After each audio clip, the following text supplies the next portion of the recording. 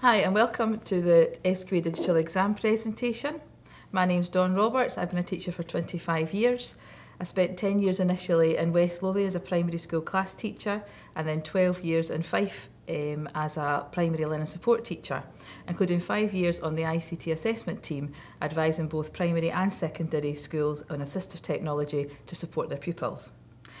For the last 3 years, I've been a PT of Support for Learning in a secondary school in Fife, with responsibility for ensuring we meet the learning needs of all our pupils, including digital exams.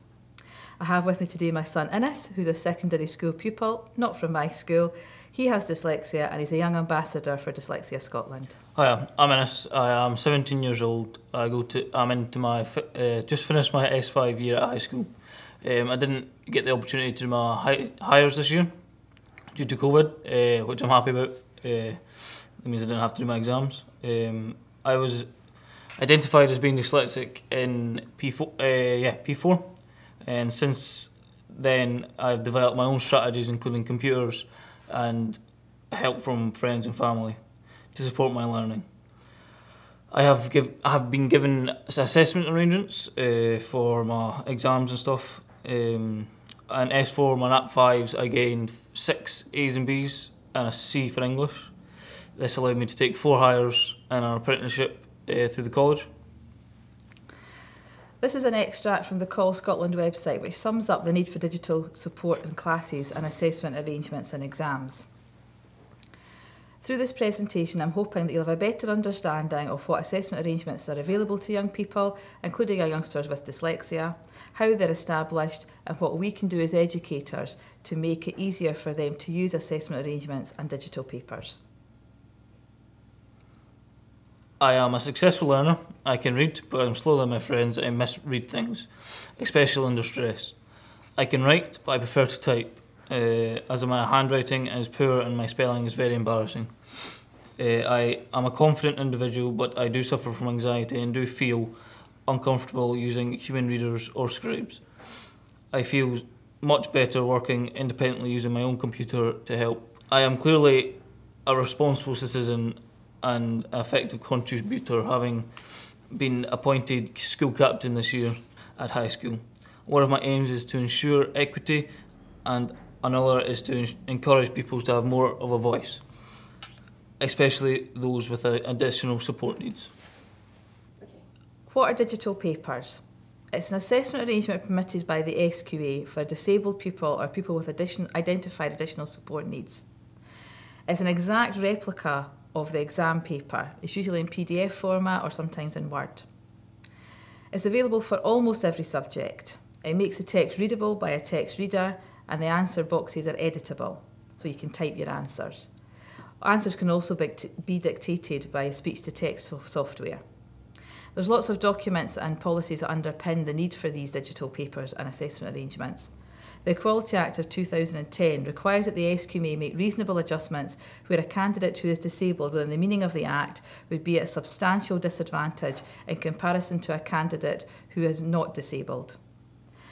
Being disabled under the Equality Act states that it's a physical or mental impairment that has substantial, more than minor or trivial, and long-term, 12 months or more, negative effect on your ability to do normal daily activities. The SQA say that assessment arrangements allow candidates who are disabled and or have been identified as having additional support needs appropriate arrangements to access the assessment without compromising its integrity. The Education Additional Support for Learning Scotland Act of 2009 provides the legal framework underpinning the system for supporting children and young people in their school education. It is important to remember that the Act automatically deems that all looked after children and young people have an additional support need unless deemed otherwise. The additional support needs identify physical, including medical or sensory, behavioural, mental health or learning difficulties, and all require an assessment arrangement. However, Innes says, I certainly do not consider myself to be having a disability or have a mental impairment. However, as long as my education system and the exam system relies so much on my reading and writing skills, my dyslexia will affect my ability to demonstrate my knowledge and my understanding. Therefore, put me at a disadvantage. It is my right to have adjustments made to my curriculum and assessments to level the playing field. I don't like the terminology either of disability or learning impairment, but however, it can be a disadvantage. This is an example of a digital paper. This is from the National Practical Woodwork last year. And Innes is going to demonstrate how he would use this, or how he did use this in his exams. The pupils can use the text-to-speech to hear the question if required. Then they could type their answer in the red box provided. They can then listen back to their answer just to check that's what they wanted to say. This, when the pupils come into the exams, it's already pre-decided whether they're going to have a spell checker or not. So if this was Innes's paper, he would have spell checker on. Sometimes pupils would want to draw a diagram to illustrate their answer, as in the practical woodwork. All digital paper candidates must be provided with a paper copy of the exam as well. And so in this case, Innes would listen to the question on the screen, and then he would put his answer, including the diagram, on the paper copy. Then both are submitted to the SQA for marking. This is an example of a higher PE paper, which Innes would have been doing this year, where the question paper is separate from the answer booklet. This is usually reserved for exams where there's kind of essay-style answers. In this case, the pupils would have a split screen with the questions on one side and the answer booklet on the other, and they would type as normal. All these papers are available on the SQA website, and Innes will demonstrate just now how to find them using Google. So now I'll show you how to get past papers up. Just Google SQA, click your login, well, open the thing, and it comes straight to this. You click your subject you want to choose, so mine would be physical education.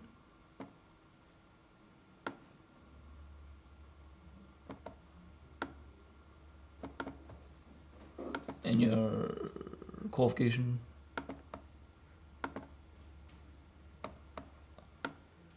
That brings you straight to all the past hires exams, and pick whichever one you want.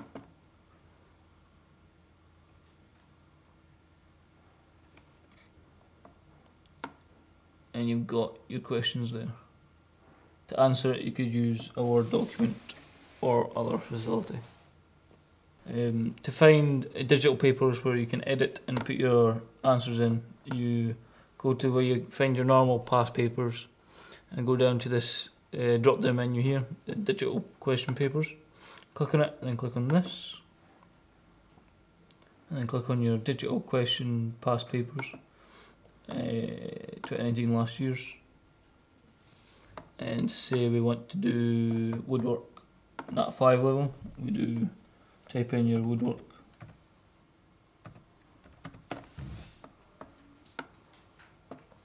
And you click on one of them. Right, so you type in woodwork, you click on this.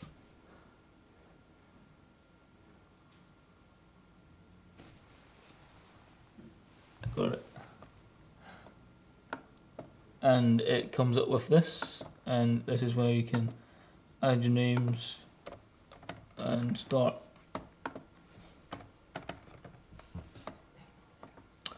If you want to answer the questions, just download it and it should be ready to work. This is the layout you would have when sitting a higher exam. So you do a split screen, or if you have the facilities you can have 2 screens, one with each. You get your questions on one side, and this is how you would answer it on the other side. Yet again, you use the red boxes to type your answer into, and you can use your reader to read the questions out as well.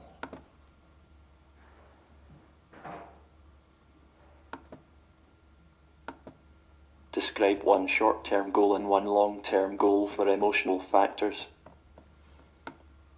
That's what a higher exam would look like. This is a practical woodwork level nat 5 digital paper. These red boxes is where you can type. Like so.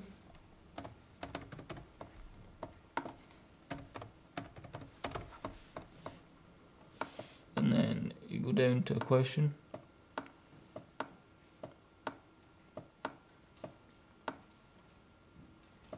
Like so.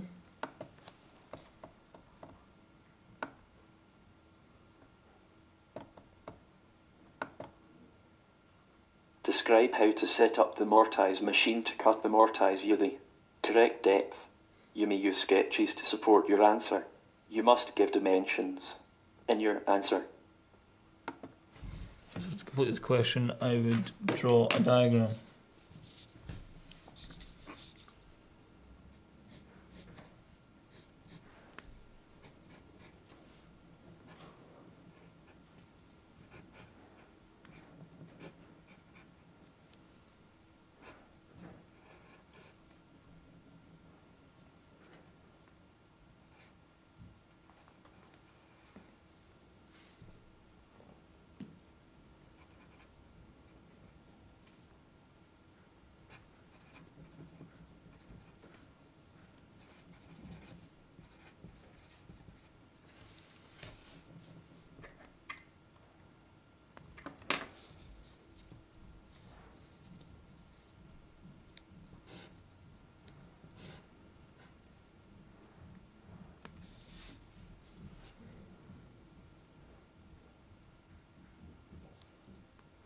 Drawing that's crude now, but so when you've done that question, you can go on to your next question.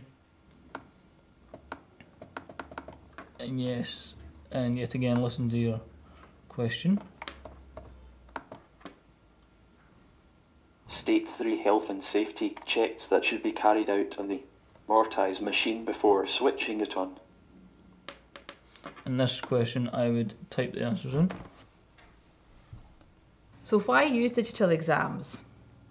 If your reading skills impact on your ability to show your understanding in an exam situation, then your only option is a digital paper or a human reader and a scribe.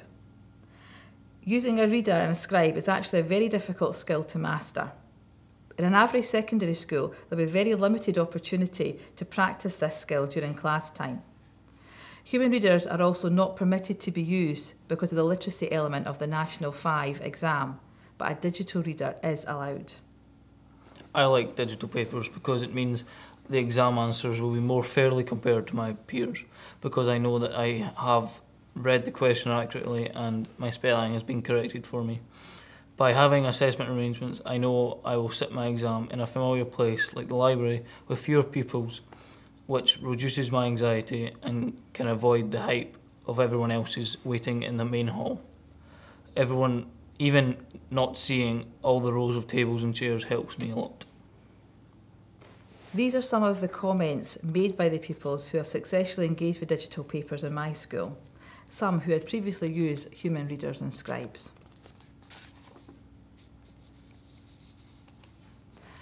So the history of digital papers. Call Scotland has hosts an annual digital paper seminars where folks like myself from all over Scotland can share their experiences directly with the SQA and other centres. They were first released in 2008, so they've been going quite a while now. Call Scotland monitor their progress and their usage. Previous to digital papers, 90% of Scottish schools requested human readers as an assessment arrangement to the SQA. Still in 2018, only 59% of Scottish schools requested digital papers at all. In 2019, there were 6,014 digital paper requests, but still 10,000 human reader requests. Why was that? There is a thought that some schools dual request assessment arrangements, so they may request a digital paper for a subject for a pupil, but then also request a reader just in case the pupil either changes their mind or the ICT fails. This is not required, as if there is a problem with the IT on the day, you are permitted to put in emergency assessment arrangements and inform the SQA afterwards. This would have been my 4th year providing digital papers during the SQA diet, and we have never had a problem with ICT. There's not been a problem in my school either. This graph shows the increase of digital paper requests since 2008. The dip in 2014 was the introduction of National 4s and 5s, replacing foundation and standard grades. National 4s equivalent to foundation now doesn't require an exam or official assessment arrangements because these levels are assessed in-house, and normal teaching strategies and supports are permitted. This trend is encouraging, but in 2018 there was still 41% of Scottish schools not requesting any digital papers. So how are their dyslexic learners sitting their exam? I am glad not to be one of those schools. So what happens in my school? We have a database with all pupils with additional support needs. The information from primary 7 pupils is gathered through the transition process throughout their primary 7 year. A registration system, CMIS, has all pupils with ASNs highlighted on the register, so all class teachers are aware of that. Support notes are then created and shared with all staff. Their PPRs are trolled in the start of S1, and any information related to an additional support need is removed and support folders are created. Some additional support needs are maybe identified during the pupil's secondary career, at which point the support notes would be created and the folders would be started. These folders are added to regularly by Support for Learning staff and class teachers. By the time pupils get to their start of their exam year, they're interviewed by the Support for Learning staff. By then, all supports that are already embedded into their normal classroom learning. At this point, parents are issued with a leaflet explaining the assessment process. Even pupils who don't use supports are offered them at this stage, including looked after children who are automatically considered to have additional support need.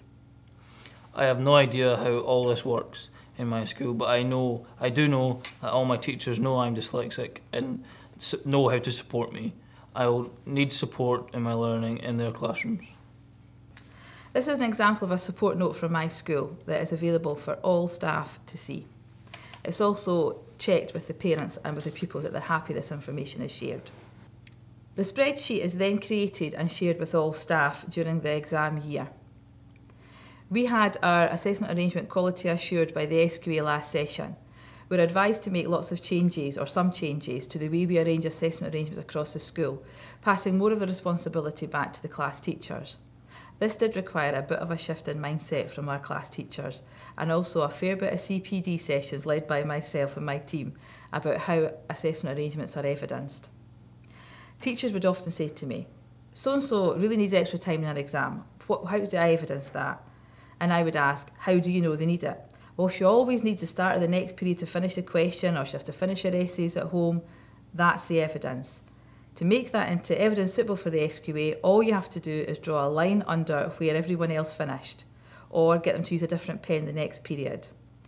Mark before and after the line, time how much extra time they used, put all that together, and that's your evidence.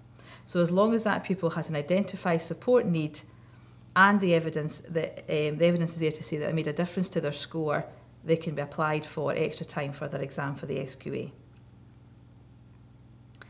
The evidence has to be gathered annually, and it may change slightly as the pupils move through their levels. My assessment arrangement changed going from Nat 5 to higher. In maths, for example, I only had extra time in Nat 5. My teacher became concerned that the amount of silly errors I was making when doing my practice higher questions in class.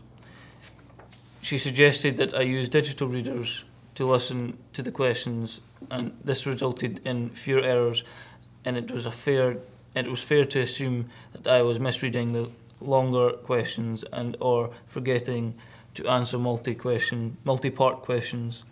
My assessment arrangement for higher maths, although it would still write my answers on the paper copy because of the mathematical symbols, etc. My maths teacher then shared this information with my other teachers, and they all gave me practice questions using digital reader, which also made a difference in all other subjects.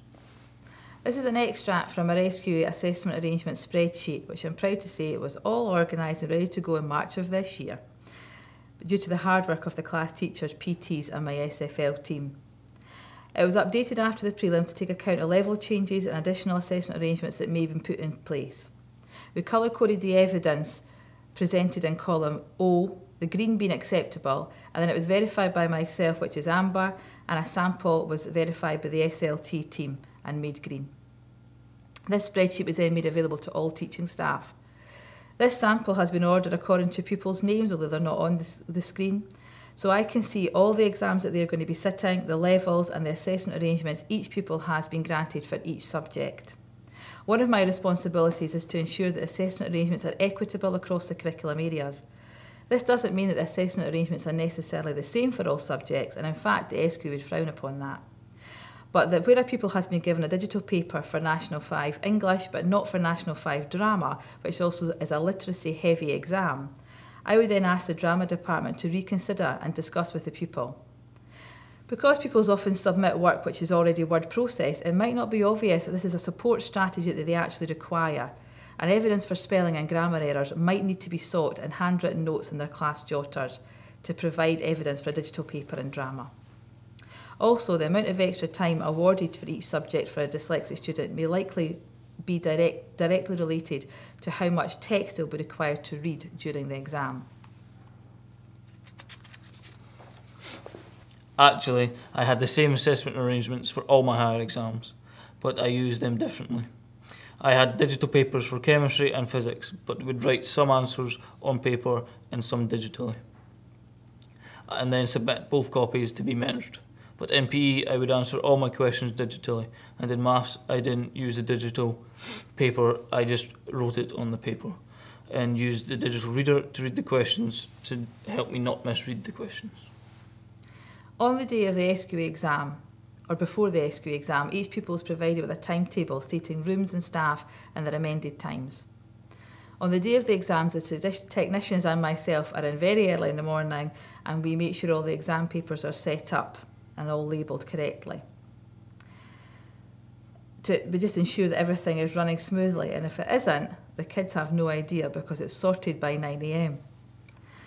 I appreciate that not all schools have the same technicians as we do. Ours are really good.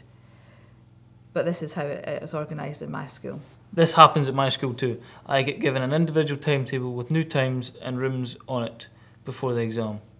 Everything is all organised for me coming in to the exam on the day, and I'm directed to the machine with the paper already there on the screen.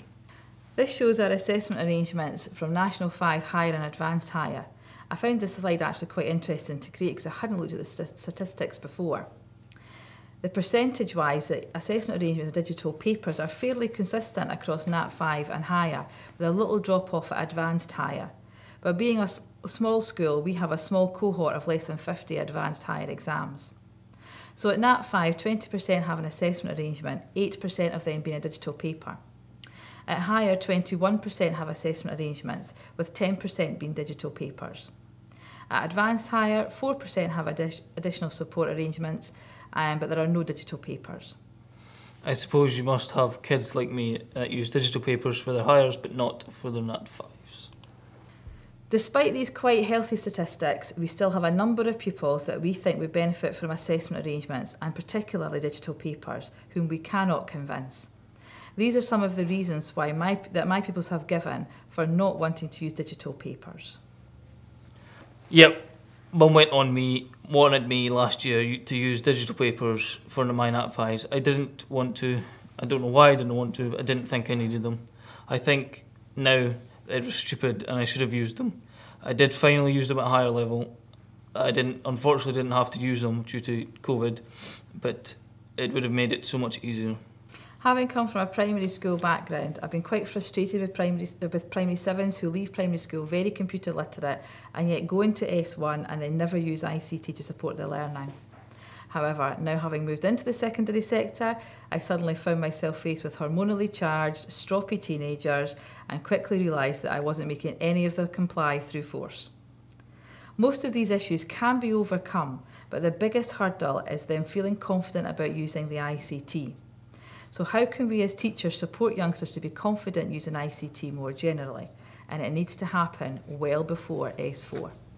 In my opinion, the earlier you start, the better. Share your use of ICT with your youngsters.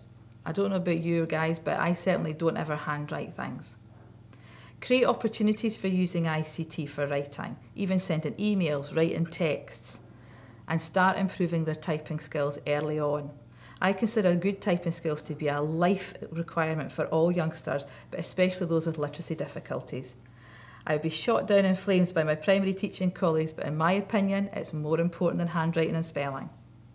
There are many typing courses available, but BBC Dance Mat's my favourite for primary pupils and Doorway Online for upper primary and into secondary age.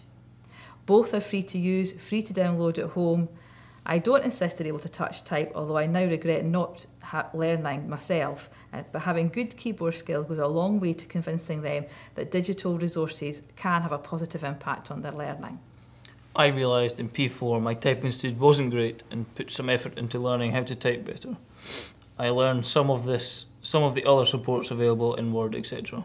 By P7 I was the go-to man for all computer related stuff for the staff, as well as the pupils. My primary school head teacher made me train up a P6 before I left to set up their digital stuff in the hall for assemblies, etc. I still can't touch type, but the more I used keyboard, the quicker I got, and I can now type quicker than I can handwrite. There are lots of universal supports built into Word. Most people are now on Windows 10 at least, or through Office 365. The built-in supports for Word are always improving and now include a speaking spell checker and text-to-speech. All school computers are built with WordTalk and the Scottish Voices, and they are still free to download for home devices. Unfortunately, the speech-to-text recognition is still not great within Word. One of the benefits of lockdown is that all our work has been provided digitally, which is great, and I have gotten to the grips of the immersive reader through Glow. I am hoping that other dyslexic learners have also found this a benefit, and that teachers keep their digital skills and continue to provide more digital work in the classroom.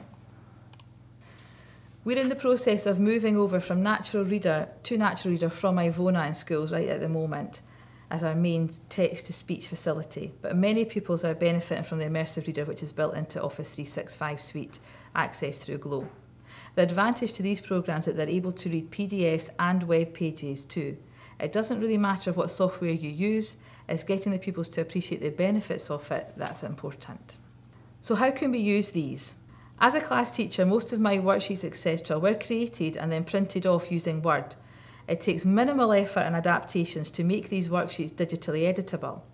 They can be shared through Glow or the server for those pupils who would benefit, and pupils can use their own earphones. I have my earphones with me at all times, usually hanging out at the top of my collar of my shirt, much to my mum's disgust. So plugging them into the laptop to use text-to-speech requires no effort from me, and I prefer to use my own rather than the school's big bulky headphones. These are some examples of digital worksheets where I've added text boxes to make them editable. There's a regular comprehension sheet, so it's printed off and filled in by everybody else in the class and provided digitally for those that require it. The newspaper template is similar, be printed off and handwritten by most of the class, and others would then use it on digitally and print it off afterwards. Some of my teachers are very, very good at providing me with digital formats, both in primary school and secondary school. But other teachers are not as good. Some made me feel like I was being a nuisance, and one maths teacher even made fun of my spelling. My mum didn't miss him at parents' night. I didn't always have the confidence to ask my teacher, so sometimes I just struggled as best as I could. I was lucky because I always had good mates in my class and understood my difficulties and would help me out. I always wanted to have the confidence to go and talk to the teacher, but never came out. I want to make sure that people with additional support needs have always got a voice in the school and have always had the confidence to demand in their own needs and are met without the shame or embarrassment. Call Scotland's Books for All website continues to be a great resource for teachers to access digital books and workbooks. Again, increasing the pupils' use of ICT to support their own learning independently. It comes back to the first slide by Call. They might not be able to read chapter 2 of The Boy in the Striped Pyjamas, but sent home with a digital copy, they can listen to it and complete the task in class the next day like everyone else. Using digital textbooks is a great training ground in preparation for digital exams later on in school. Increasingly, audiobooks are being used in school. Depending on the licence, why not offer it to all pupils who want to try it? I myself never find the time to read a book, but I enjoy listening to one while I walk the dog every day. So on here is a hyperlink to an audio book. This is The Boy in the Striped Pyjamas. So you could organise to send this home digitally with pupils who struggle to read the text. The advantage to audiobooks is they're actually an actor's voice that tells a story.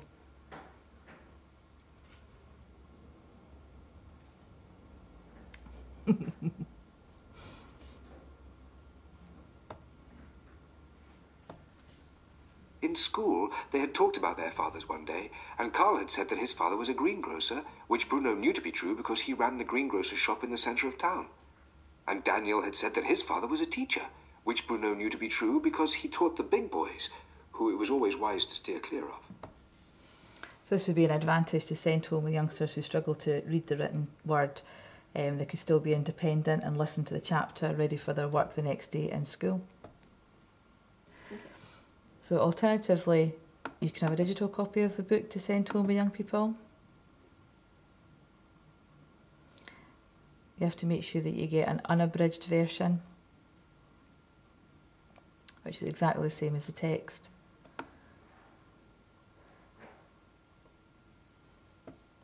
And for this, your young person would have to have a digital reader.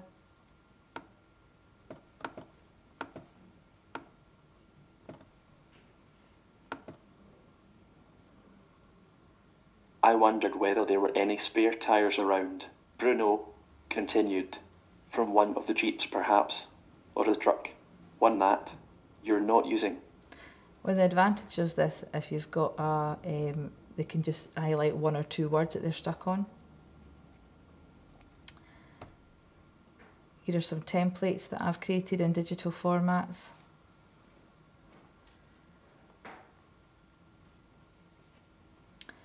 So in here, the youngster using IT would just type in their answers, and they've got the template there for a newspaper. We print that off when they're finished.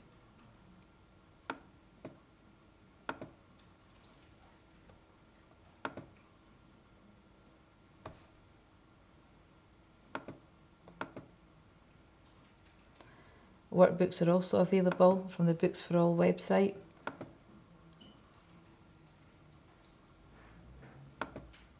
So these are exactly the same as the books in school,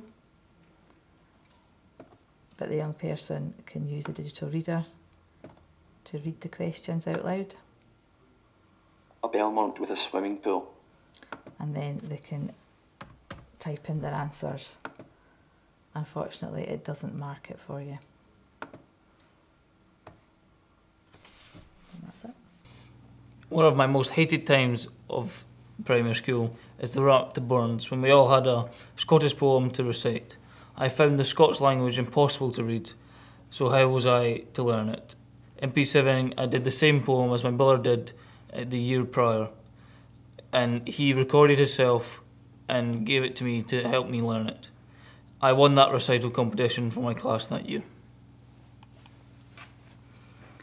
Here are some examples of an unabridged PDF novel and a maths workbook, both available from the Books for all print-disabled youngsters, which includes dyslexic pupils.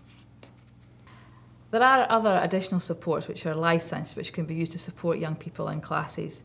Co-writer and Inspiration are both kind of being superseded by Clicker and Docs Plus, but still used in some authorities.